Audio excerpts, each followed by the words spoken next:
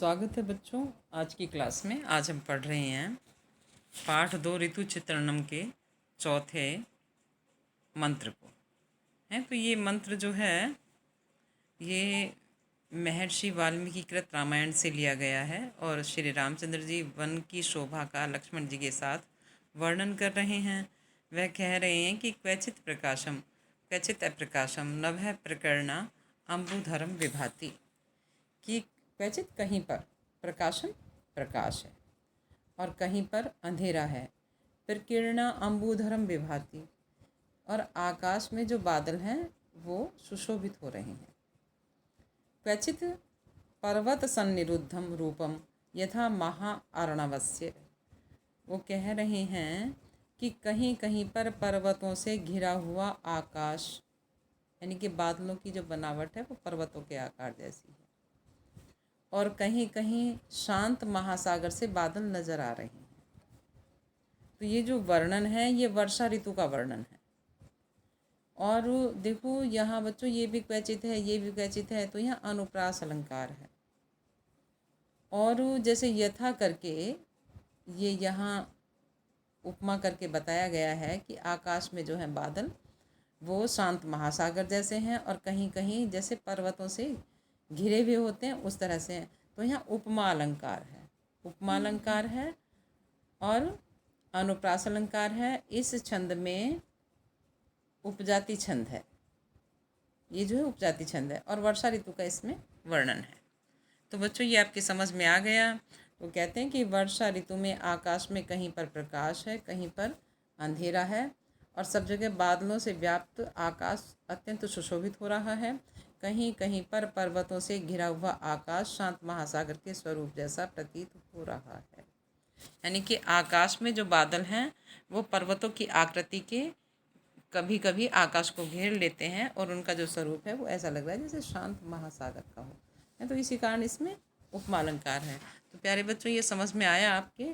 अब देखो विद्यार्थियों आगे हम पढ़ते हैं इसका 5वां श्लोक।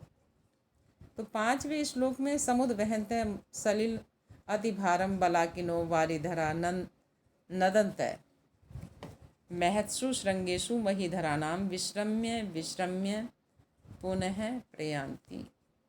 तो समुद्र वहंत सलिल अति भारम, पानी के बहुत ज़्यादा भार को समुद्र वहंत ढोते हुए, वारिधरा बादल, बलाकिनो बगलों की पंक्ति से युक्त, नदंते गरजते हुए, महत्सु श्रृंगेशु महीधरा नाम, और ऊंचे ऊंचे पर्वतों की ऊंची ऊंची चोटियों पर विश्रम्य विश्रम्य रुक रुक कर पुनः प्रयांति आगे बढ़ रहे हैं।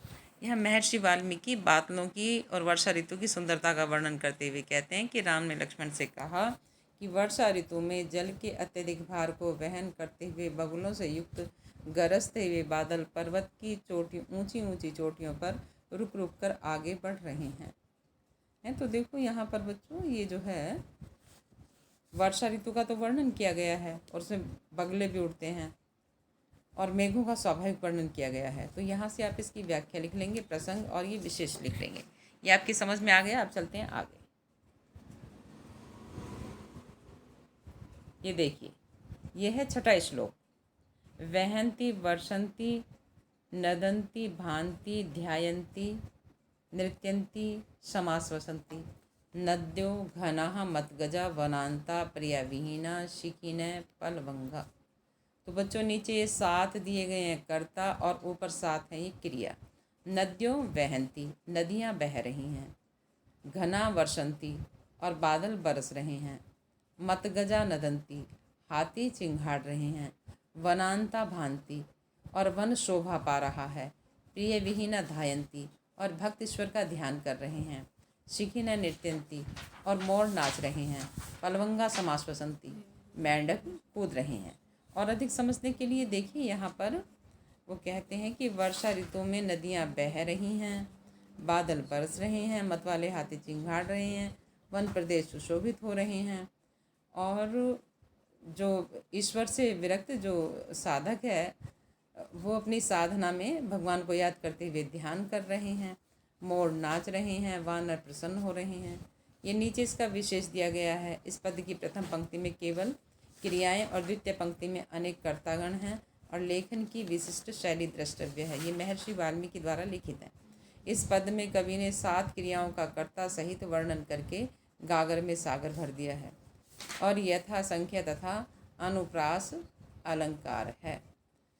भावार्थ, इस छोटे से पद में कवि ने वर्षा ऋतु की विभिन्न प्रभावों का वर्णन किया है जो कि प्रकृति, मानव और पशु पक्षियों तक पर दिखाई देता है। वर्षा ऋतु में नदियाँ जल से पूरी भरकर बह रही हैं, बादलों से वर्षा होती है तो हाथी मदमस्त होकर चिंघाड़ते हैं। वर्षा के कारण वनों में हरियाली छा जाती है जिससे वे सुंदर प्रतीत होने लगते हैं।